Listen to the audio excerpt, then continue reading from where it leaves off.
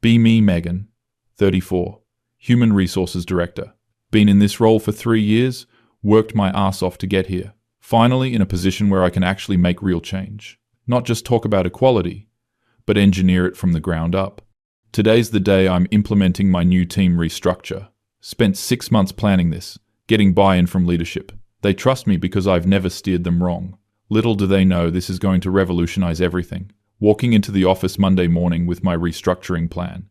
Going to announce the new team compositions today. Carefully selected women from across departments. Put them together in the highest visibility, highest revenue projects. Sales. Team Alpha, all women. Product Development Team 1, all women. Client Services Premium Tier, all women. Meanwhile, mix some men into lower priority projects. Diversity is important after all. Just not for the teams that really matter. Called the all hands meeting. Everyone's confused about the sudden restructure. Don't care, I have the authority and the vision. We're implementing a new team structure based on collaboration compatibility research. That's what I'm calling it publicly. Internally, I know what this really is. It's about finally giving women the opportunities they deserve, letting them shine without male ego getting in the way, without constant interruptions and mansplaining.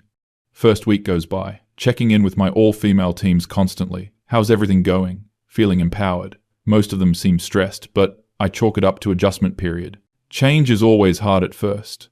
Jessica, from Sales Team Alpha, mentions they're having trouble coordinating. Just work through it. You're all brilliant. Notice some of the women asking if they can pull in resources from other teams. No, you have everything you need within your group. They need to learn to rely on each other. Build that solidarity. Second week. Starting to hear grumbling. Men are complaining about the restructure. Specifically Jordan from the old sales team. He corners me in the hallway Monday morning. Megan, we need to talk about these team changes. Here we go.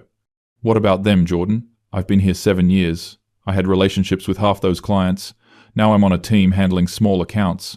Everyone needs to be flexible in their roles, Jordan. This is about organizational growth. Organizational growth? My old team is struggling. Sarah called me twice asking for help with the Davidson account. Then she needs to figure it out herself. That's how people develop. He's getting visibly angry now. Face turning red. Figure it out? I spent 2 years cultivating that relationship. That account is worth $3 million annually, and I'm sure the team will maintain it. They don't know the client's procurement process. They don't know the decision makers. They don't... Jordan, I'm going to stop you right there. What I'm hearing is a lot of assumptions about what women can and can't do. His jaw literally drops. That's not I never said anything about women. You didn't have to. Your lack of faith in your colleagues speaks volumes. Walk away before he can respond. That felt good. Shutting down that nonsense. Week 3. The complaints are getting louder. Now it's not just Jordan. David from Product Development catches me at my desk. Megan, I need 15 minutes of your time. Check my watch like I'm busy. I have a meeting in 20 minutes. This can't wait. The sprint results came in for Team 1. And they completed 23 story points. The previous 6 sprints under the old structure averaged 47.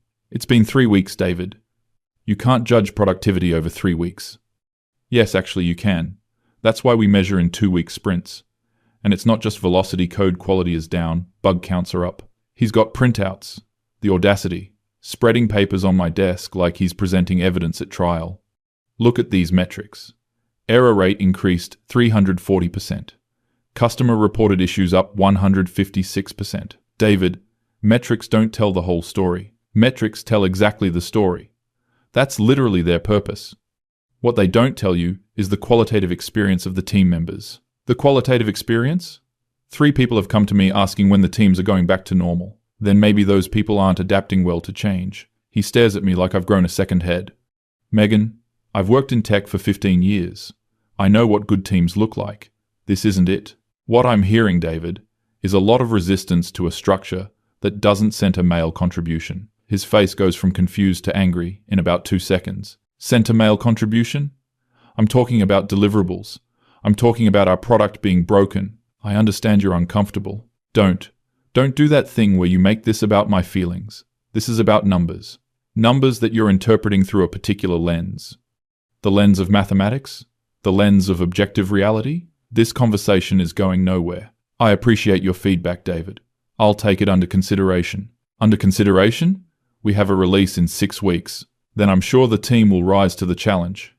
He leaves muttering something I pretend not to hear. Week 5. Called into a meeting with the Vice President of Sales.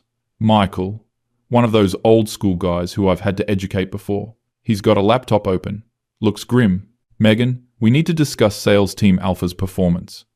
Of course. What would you like to know? I'd like to know why their numbers are down 34% compared to last quarter. Okay. That's worse than I expected. We're in a transitional period. Transitional period? Megan, we're talking about a $2.1 million revenue gap. Revenue fluctuates quarter to quarter. Not like this, it doesn't. And it's not just revenue close rate is down. Average deal size is down. Customer retention is down. He spins the laptop around. There's a whole dashboard, all red arrows pointing down. I've compared their performance to Sales Team Beta and Gamma. Both are up year over year. Both are mixed teams. What's different about Alpha? Beta and Gamma have different client portfolios. They have the same types of clients they've always had. Alpha has the premium portfolio or had. We're bleeding clients. I think if you look at external market factors. I've looked at external market factors. Our competitors are up this quarter. This is internal. Time to take control of this conversation. Michael, I understand the numbers look concerning in isolation, but we need to consider the long-term cultural investment we're making. He closes his laptop slowly. Cultural investment. Yes. We're building teams that represent the future of work. The future of work where we lose money? The future of work where diverse voices are elevated. Sales Team Beta is diverse. They're performing well. Sales Team Alpha is homogeneous and performing poorly. It's not the same kind of diversity. Probably shouldn't have said that out loud. Explain what you mean by that. I mean that we've created an environment where certain people can work without certain dynamics. Certain dynamics like closing sales. He's being deliberately obtuse, like male-dominated conversation patterns that suppress contribution. Megan, there are no men on the team to dominate anything. Exactly. And once they adjust to that freedom, it's been 5 weeks. We don't have time for adjustment. I'm losing clients. He stands up, clearly frustrated. I'm giving this 2 more weeks. If numbers don't improve, we're restructuring back. You don't have the authority to. I absolutely have the authority over sales team composition. 2 weeks. He leaves. This is fine. Just need to coach the teams better. Send out an email to all the team leads offering additional support. Week 6. Everything starts falling apart at once. Monday morning, there's a meeting on my calendar I didn't schedule. Team performance review with the Chief Operating Officer. Fuck. Show up to the conference room. It's not just the Chief Operating Officer. It's the Chief Operating Officer, Vice President of Sales, Vice President of Product, Vice President of Client Services, and the Chief Financial Officer. This is bad. They have a projector set up. This is very bad. Chief Operating Officer starts talking, his voice measured. Megan, we've been tracking the performance of the teams restructured 5 weeks ago. 6 weeks. I correct him. Why did I correct him? 6 weeks. We now have enough data to identify clear patterns. The projector turns on. It's a comparison dashboard. Every metric you can imagine. Let's start with sales. Team Alpha, your all-female team, currently down 41% in revenue versus last quarter. There's a graph. It's unmistakable. Teams Beta and Gamma, both mixed gender, up 12% and 8% respectively. Chief Financial Officer chimes in. That's a $2.8 million delta we're talking about. In 6 weeks. If we look at client services, Chief Operating Officer continues. Customer satisfaction scores for the premium tier team, also all-female, dropped from 4.6 to 3.1 stars. Mixed teams in standard and basic tiers maintained their 4.5 average. Vice President of Client Services looks miserable. We've had 4 clients specifically request team changes. 3 threaten to leave entirely. Vice President of Product pulls up another slide. Development Team 1, your all-female engineering team. Oh God, there are so many red metrics. Velocity down 51%, bug density up 340%, missed deadlines on 4 of 6 milestones. Meanwhile, Team 2, mixed gender, including several women, I might add, shipped early and under budget, trying to maintain composure. I understand the metrics appear concerning. Appear? Chief Financial Officer interrupts. These aren't apparent concerns. These are quantified losses. But we need to consider that these teams are dealing with adjustment periods. They're working against established patterns. The mixed teams adjusted fine, Chief Operating Officer says flatly. Actually, they improved. Why would only the all-female teams struggle with adjustment? Walked right into that one. Because they're working without the infrastructure of male professional networks. That vice president of sales literally laughs. Actually laughs. Megan, half of Team Alpha's clients were handed to them. They had existing relationships, existing contracts, they just had to maintain them, and they're doing their best. Their best lost us the TechFlow account, $890,000 annually. The client specifically said they felt the new team didn't understand their needs. Chief Operating Officer puts up another slide. This one is brutal. It's a comparison of team composition versus performance across every metric. All female teams, bottom quartile in everything. Mixed teams, top 2 quartiles in everything. The one all-male team, apparently in information technology infrastructure, middle quartile. Megan, we're a data-driven organization, Chief Operating Officer says. These numbers tell us something clearly. Homogeneous teams underperform, regardless of gender, but especially when assembled for ideological rather than functional reasons. Need to push back somehow. I reject the premise that these teams were assembled ideologically. Megan, he cuts me off, and his voice is harder now. We have your emails. The room goes cold. Your emails to yourself, your notes, your planning documents. Information technology pulled them this morning. They what? We have documentation of you explicitly organizing teams by gender with the stated goal of proving women's superiority in collaborative environments. Those were private notes. We have emails where you deliberately placed high-performing men on low-priority projects. Oh fuck.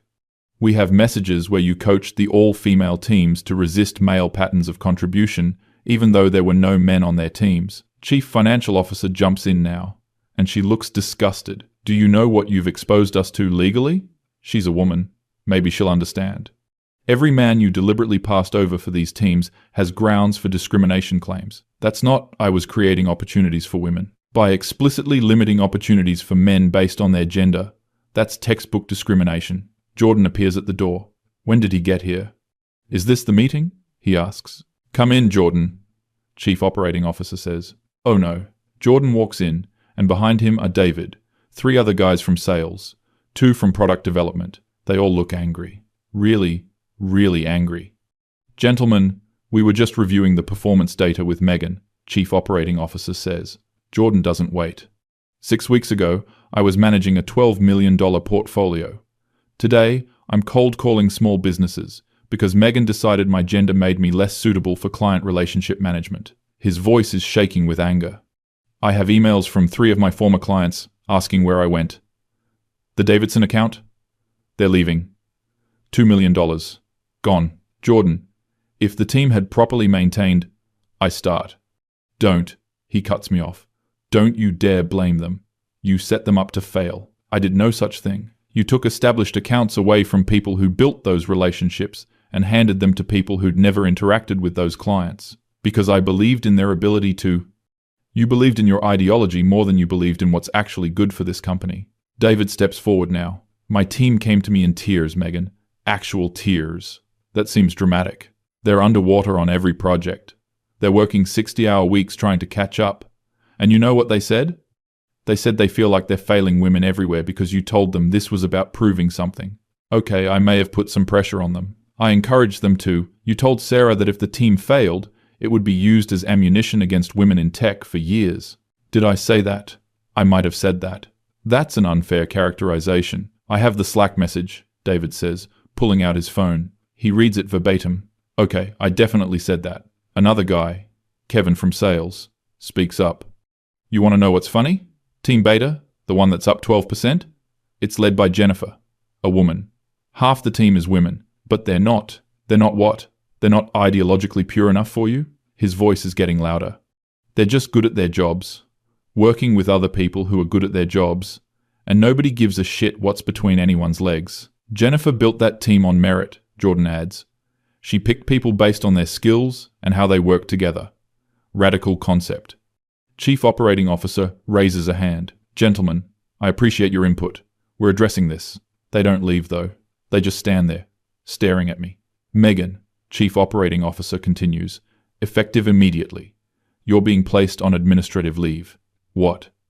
This is pending a full investigation into discriminatory practices, but given the performance impact and legal exposure, you can't. I'm the Human Resources Director. You were the Human Resources Director. Jennifer will be interim human resources director as of this afternoon. Jennifer, the one I passed over for this job 3 years ago. The one who probably doesn't even understand what I was trying to do. This is retaliation for what? Chief Financial Officer interrupts. For implementing policies that cost us millions and exposed us to discrimination lawsuits? For trying to create equity. You created the opposite of equity, she says, and she sounds personally offended. You told the organization that you don't believe women can succeed alongside men, that they need special protected teams. Do you know how insulting that is? Wait, what?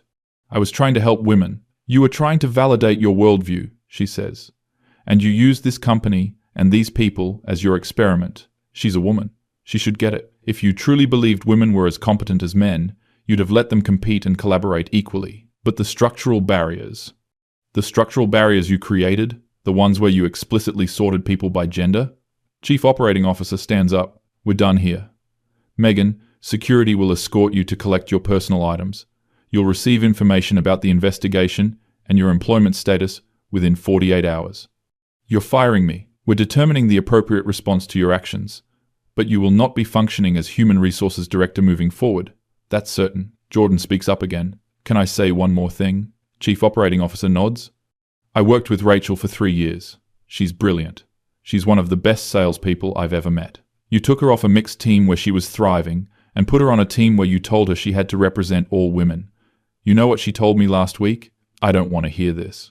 She said she's never felt more like just a woman than when you made everything about her being a woman. She said she felt like you reduced her to a gender instead of treating her like a professional. Don't have a response to that. Security appears at the door. This is actually happening. The walk to my office is humiliating. Everyone's staring. Word has already spread somehow. Collect my things in a box. Photos, coffee mug, the award I got last year for Innovative Human Resources Leadership. That's ironic now. Security escorts me to the parking garage. Sit in my car for 20 minutes before I can even turn it on. Check my phone. Email from Chief Operating Officer already sent to whole company. Leadership changes in Human Resources Department. Jennifer's appointment announced. Commitment to merit-based team composition moving forward. Might as well say, we're undoing everything Megan did. Next 48 hours are a blur. Called my mentor from grad school. She doesn't return my call. Check LinkedIn. People are already updating their profiles, distancing themselves from my initiatives. Get the official email Wednesday evening. Terminated for cause. Discriminatory practices. Violation of company anti-discrimination policies. Misuse of authority. Negative performance impact. Tried to fight it. Consulted with an employment lawyer. She read through everything and said, I don't have a case. You documented your own discrimination in writing, but it was discrimination in favor of an oppressed group. Doesn't matter. You can't treat employees differently based on protected characteristics. Gender is a protected characteristic. Even for men. Especially for men when you're explicitly disadvantaging them. Word spreads in the industry. Turns out the Chief Financial Officer sits on a board with Chief Financial Officers from 3 other companies. Suddenly I'm unhireable. Applied to 47 positions over the next 2 months. Got 3 interviews. All of them ended when they checked references. Former colleagues won't return my calls. Even the women I promoted, the ones I helped, they've all disavowed me.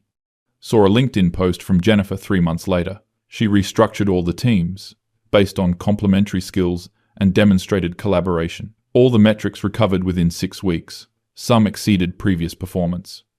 Sales Team Alpha, now mixed gender, now including Jordan again, up 18% year over year. Rachel quoted in the company newsletter, "It's great to be back on a team where I'm valued for what I contribute, not what I represent. I've tried to write about my experience." Pitched it as a story about corporate resistance to change, about how patriarchal structures defend themselves. No publications interested. One editor wrote back, "The data doesn't support your narrative. The data. Always the fucking data." 9 months later. Working as a coordinator at a non-profit, making 1/3 of what I made before. My new boss is 26 and keeps asking me to check my assumptions. The irony is not lost on me. It's also not funny. Saw Jordan speak at an industry conference.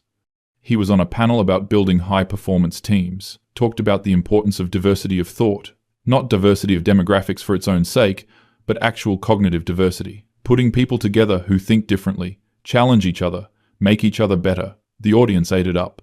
He mentioned, without naming me, A cautionary tale of someone who confused equality with sameness, who believed so little in women's ability to compete that she had to segregate them from competition. Got a standing ovation. Think about that a lot now. About how I thought I was helping. About how certain I was. About how the numbers, the clear objective numbers, told a story I refused to hear. About how I destroyed my career trying to prove something that wasn't true. About how I hurt the people I thought I was helping. Late at night, sometimes I wonder if I had just trusted people. Trusted women to succeed without my protection. Trusted men to collaborate without my suspicion. Trusted that maybe, possibly, the goal was never to prove one gender superior, but to let everyone be excellent together. But I didn't. And now I'm here, and they're all there, succeeding, working together, probably not thinking about me at all. Maybe that's the worst part. Not that I failed, but that everything worked better the moment I was gone.